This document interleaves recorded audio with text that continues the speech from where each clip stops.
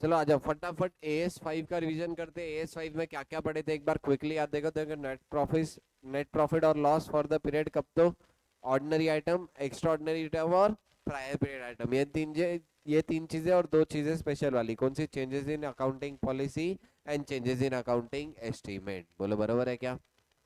ठीक है।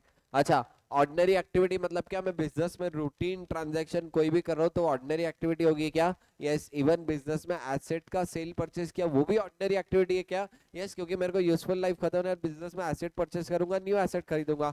यानी बिजनेस की जो भी रूटीन ट्रांजैक्शन रहेंगे, रूटीन एक्टिविटी रहेंगी, वो क्या रहेगी? Ordinary activity. क्या रह सकते हैं? देखो यहाँ पे लिखा हुआ income expenses from ordinary activity, principal revenue generating activity. बोलो बरोबर है क्या? इसको किस हिसाब से प्रेजेंट करते हैं?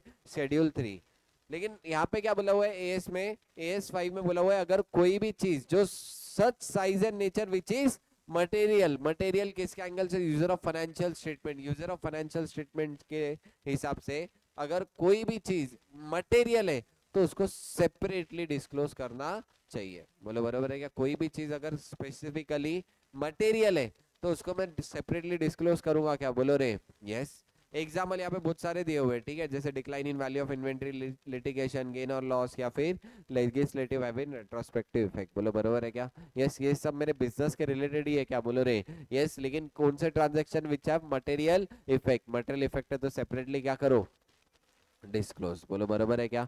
यस। अच्छा, उसके बाद ऑर्डिनरी एक्टिविटी के बाद एक्स्ट्रा ऑर्डिनरी एक्टिविटी मतलब क्या? कुछ तो भी बिजनेस में मैंने अलग किया और उससे मेरे को गेन या लॉस हुआ जो ऑर्डिनरी नेचर का नहीं था। जैसे क्या है? Not ordinary in nature, infrequent और अबनॉर्मल। वो क्या हो गया मेरे लिए? Extra ordinary item. अब एक्स्ट्रा ऑर्डिनरी आइटम से जो भी इनकम होगा या एक्सपेंस होगा मेरे को क्या करना है? Separately disclose in the P&L। तुम जब शेड्यूल 3 बनाएंगे तब भी देखे होंगे extra ordinary item, exceptional item अलग से लिखाते हैं। क्यों अलग से निकालते हैं? क्योंकि यहाँ पे AS5 में बोला हुआ है कि it should be disclose separately in the P&L। उसको गेन और लॉस को सेट ऑफ करेंगे क्या? बोलो रे नहीं। बोलो बरोबर है क्या? यहाँ पे एग्जाम्पल दिया loss by fire, substantial gain on sale of asset, मतलब बहुत ज्यादा ओवर गेन हो गया। बोलो बरोबर है क्या? ये जो एक्सपेक्ट ही नहीं किया था। और क्या है?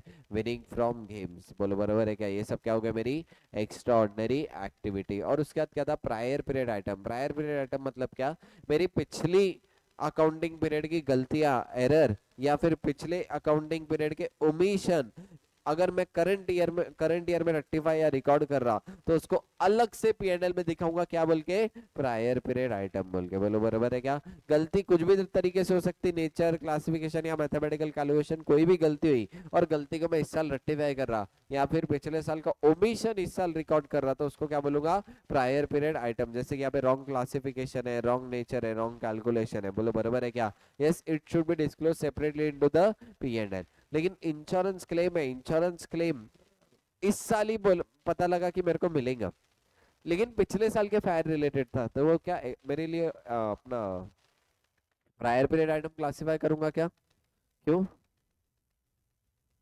क्योंकि वो तो इस साल ही मालूम चला। बोलो बरोबर है क्या? यस, तो उसको प्रायर पीरियड आइटम ट्रीट करना है क्या? नहीं, it is to be treated as ordinary item. बोलो बरोबर है क्या? यस। ऐसे में और एग्जांपल है, वेज रेट रिवीजन किया।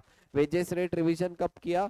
मेरे पीरियड, अकाउंटिंग पीरियड खत्म होने के बाद पिछले साल के रिवाइज कर रहा हूँ, लेकिन रिवाइज अभी कर रहा क्या? यस। लायबिलिटी अभी जनरेट हुई क्या? यस। तो वो कोई ओमिशन है क्या? नहीं। यानी वो कोई प्रायर पीरियड आइटम है क्या? नहीं। एक और क्वेश्चन देखे थे जीएसटी डिमांड वाला, इस साल जीएसटी डिमांड रेज हुई, अब वो कोई प्रायर पीरियड आइटम है क्या? नहीं, वो तो ऑर्डिनरी आइटम ही है, क्योंकि वो मेरे को इस साल पता लगा तो मैं इस साल भरूंगा, यानी वापस से उसको भी क्या ट्रीट करना है? ऑर्डिनरी। प्रायर पीरियड आइटम सिर्फ कब ट्रीट करूंगा? जब यहाँ तो कोई एरर है या फिर ओमिशन। बोलो बराबर है क्या? ओमिशन मतलब पहले पता था फिर भी रिकॉर्ड नहीं किया, और एरर मतलब क्या? गलती से गलत चीज कर दी। बोलो बराबर है क्या? उसके बाद दो चीज, एक तो चेंजेस इन अकाउंटिंग पॉलिसी और changes in accounting estimate. Accounting policy AS1 में भी पड़ेगा। यस। बोलो रे यस। अच्छा, चेंजेस इन अकाउंटिंग पॉलिसी के रीजन कितने रह सकते हैं? 3। Better presentation, compliance with law और कंप्लायंस विथ एएस। बोलो बराबर है क्या? जब जब अकाउंटिंग पॉलिसी कर जब जब अकाउंटिंग पॉलिसी चेंज करूंगा 4 डिस्क्लोजर देता था। कौन से? New policy, old policy, reason for change और इफेक्ट ऑफ चेंज। बोलो बराबर है क्या? यही चारों दूंगा क्या? यस। अच्छा ठीक है, यहाँ पे एग्जांपल दिया, stock valuation, stock formula, closing stock, foreign exchange policy, revaluation policy. बोलो बराबर है क्या? यस। अच्छा, अगर कोई न्यू पॉलिसी इंट्रोड्यूस हुई तो क्या चेंजेस इन अकाउंटिंग पॉलिसी बोलूंगा क्या उसको? नहीं, वो तो न्यू पॉलिसी है, उसको अलग से डिस्क्लोज करने की जरूरत है क्या? नहीं, क्योंकि वो न्यू पॉलिसी है, it is called introduction of new policy. जैसे कि AS 15 में पढ़ेंगे तुम रिटायरमेंट बेनिफिट। अगर कोई भी रिटायरमेंट बेनिफिट मैंने अब से डिसाइड किया, अब रिटायरमेंट बेनिफिट दूंगा या कोई पर्टिकुलर बेनिफिट एम्प्लॉय को दूंगा, न्यू पॉलिसी या एग्जिस्टिंग पॉलिसी चेंज किया, न्यू पॉलिसी है, यानी उसको इंट्रोडक्शन ऑफ पॉलिसी बोलूंगा क्या? यस। उसके बाद क्या है, चेंजेस इन अकाउंटिंग एस्टीमेट। कहीं पे भी पूरे पूरे अकाउंटिंग में अगर कहीं पे मैं एस्टीमेट चेंज कर रहा हूँ तो उसको क्या बोलूंगा? Changes in accounting estimate. अच्छा, चेंजेस इन अकाउंटिंग एस्टीमेट का डिस्क्लोजर दूंगा क्या? यस। ये कब दूंगा? इफ मटेरियल, अगर मटेरियल है तो डिस्क्लोजर दूंगा क्या? यस। लेकिन अगर मटेरियल नहीं है तो डिस्क्लोजर देने की जरूरत है क्या? नहीं है। बोले जम रहा क्या? यस। अच्छा, अकाउंटिंग एस्टिमेट में चेंज होना क्या? Change in depreciation method is change in accounting estimate क्या? यस, बरोबर है क्या? बोलो रे। यस, क्योंकि डेप्रिसिएशन मेथड मेरे एस्टिमेट पे ही बेस करती थी क्या? यस। और चेंजेस इन यूजफुल लाइफ, ये सब भी क्या है मेरे लिए? Changes in accounting estimate. खाली याद इतना रखना था, चेंजेस इन अकाउंटिंग एस्टिमेट के केस में कब डिस्क्लोजर दूंगा? मटेरियल है तो ही डिस्क्लोजर दूंगा। बोलो बरोबर है क्या? ठीक है, आ जाओ। नेक्स्ट क्या है? ध्यान दो, चलो क्वेश्चन आ जाओ। मिड साइज मैन्युफैक्चरिंग कंपनी थी, रोड डाउन इन्वेंटरी 5 लाख पे, नेट रियलाइजेबल वैल्यू कम थी, अब क्या डिस्क्लोजर रिक्वायरमेंट है क्या? बोलो। मैंने तुमको क्या बोला? अगर कोई भी मटेरियल चीज है, इवन इफ ऑर्डिनरी आइटम है, उसका डिस्क्लोजर देना पड़ेगा क्या? यस। अब यहाँ पे देखो, net realize value, generally inventory किस पर वैल्यू करते हैं? कॉस्ट। लेकिन कॉस्ट और एनआरवी में एनआरवी लोअर है यानी गड़बड़ है, एनआरवी लोअर गड़बड़ है यानी डिस्क्लोजर देने पड़ेंगे क्या? बोलो रे। यस। बोलो बरोबर है क्या? अच्छा, ये और कब AS 2 में भी पढ़े थे क्या? एनआरवी पे अगर मैं कभी भी इन्वेंटरी रिकॉग्नाइज करूंगा तो डिस्क्लोजर दूंगा। बोलो रे। यस।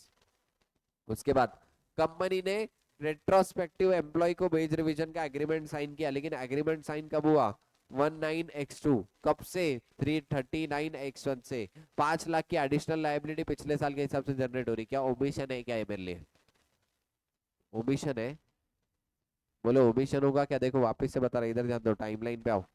देखो, यहां से मैंने यहां तक के वेजेस रिवीजन किए, लेकिन रिवीजन यहाँ पे किया, ये डेट पे मेरे को इन्फॉर्मेशन पता थी क्या पीरियड में? नहीं। तो ये पीरियड को मैं प्रायर पीरियड आइटम बोलूंगा क्या? नहीं, प्रायर पीरियड आइटम दो केस में बोलते हैं, कहाँ पे? या तो एरर होना चाहिए या ओमिशन। यहाँ पे ये कोई एरर है क्या? नहीं। ये कोई ओमिशन है क्या? नहीं। तो प्रायर पीरियड आइटम बोलूंगा क्या? बोलो रे। नहीं। बोलो जम रहा क्या पक्का? यस। ठीक। चलो, अच्छा, यहाँ पे लिखा हुआ है can not be taken as prior period item. ठीक है, चलो।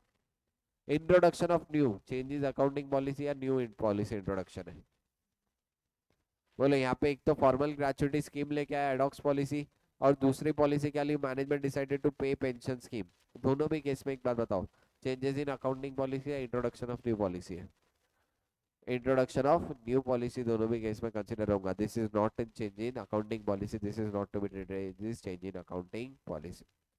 यहाँ पे WDV डेप्रिसिएशन मेथड चेंज हो गई, SLM से WDV में क्या? कंपनी का बोलना है एक्स्ट्राऑर्डिनरी आइटम ट्रीट करूँ, गलत है सही? गलत। क्या ट्रीट करना चाहिए?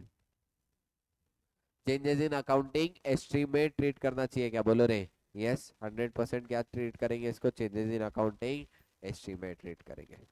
GST डिपार्टमेंट ने 5 लाख की नोटिस दिया, डिमांड है पे करने की है, बोलो क्या एक्स्ट्रॉर्डिनरी आइटम है क्या? नहीं, क्योंकि अभी आई, अभी नोटिस आई। बोलो बरोबर है क्या? तो एक्स्ट्रॉर्डिनरी आइटम रहेगा क्या?